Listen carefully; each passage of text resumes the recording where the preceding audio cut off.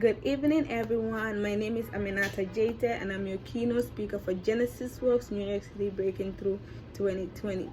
First of all, congratulations to the young professional cohort. We made it. I know it's been a difficult year, but even in the face of this crisis, each of us have continued to break through, and we should be very proud of ourselves. With that being said, I am so honored to be given this incredible platform tonight to share my breaking through story with you all. I was born and raised in the Gambia from a tribe called the GWNYC. It's a very small country located in West Africa. A country in which of different cultures, customs, and traditions, where the Islamic religion is our number one faith or practice. I came to the United States prior to my freshman year of high school to live with my dad in the Bronx. For 2.5 years, I was without my mother and living with my dad.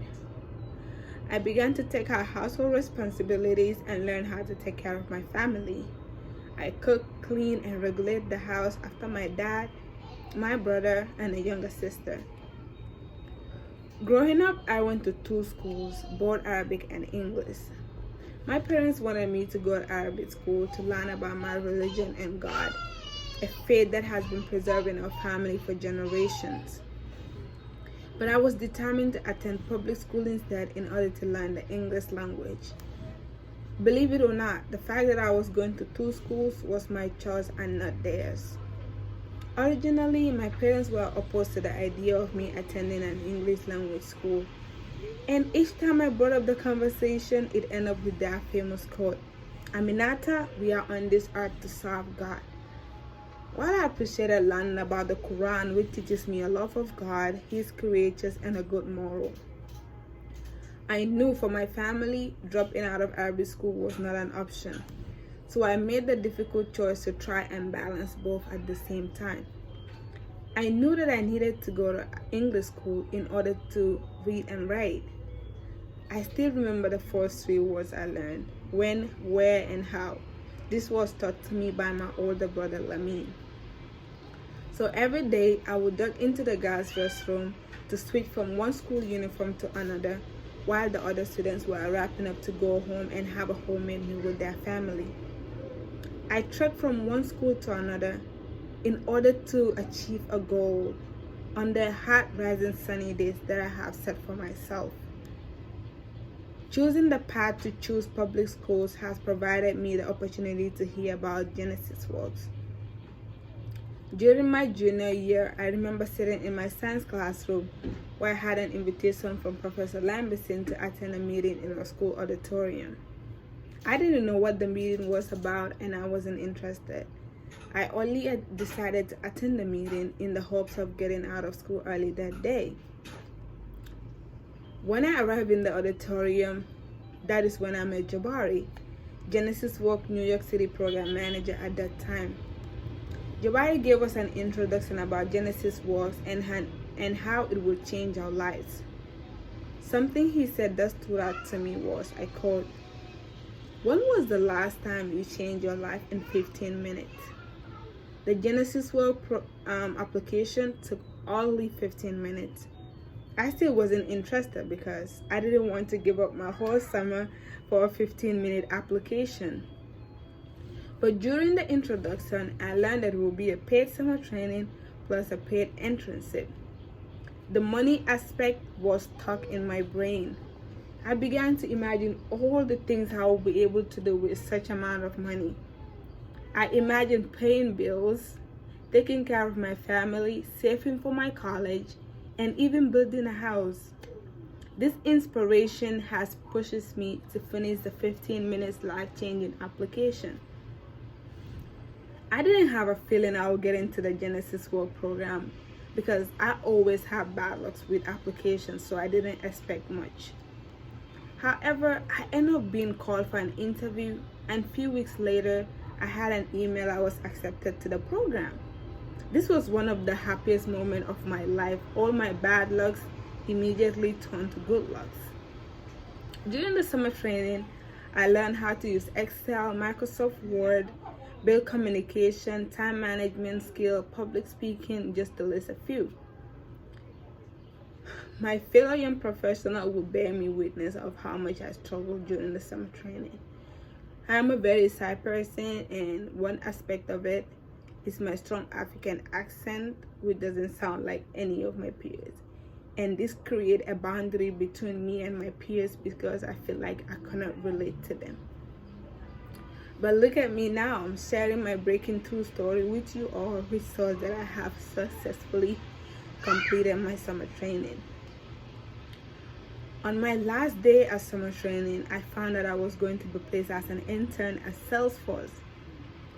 I knew I was ready for the real world.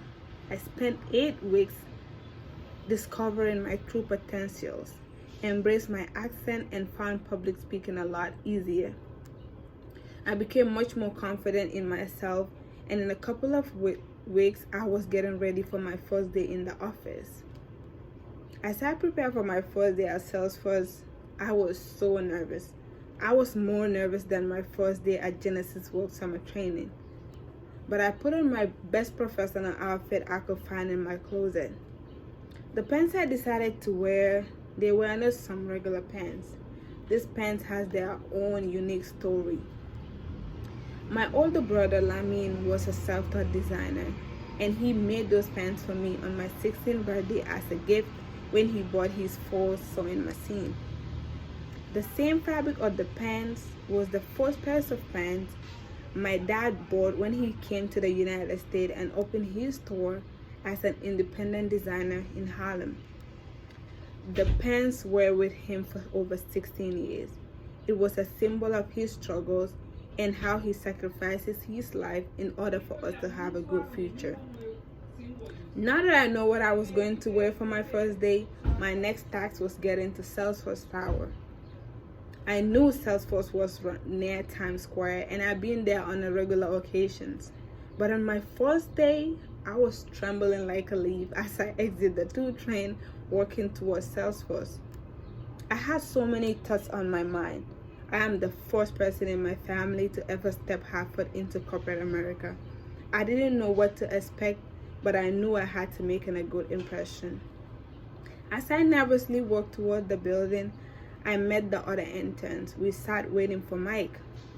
Few minutes later, we were all introduced to our teams and mentors. A member of my team introduced me to everyone and gave me a summary of what our team does and what is expected of me.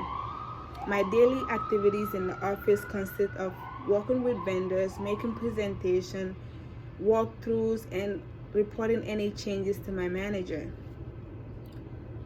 But during my walkthroughs, I noticed a lot of Black employees, mainly in the kitchen area.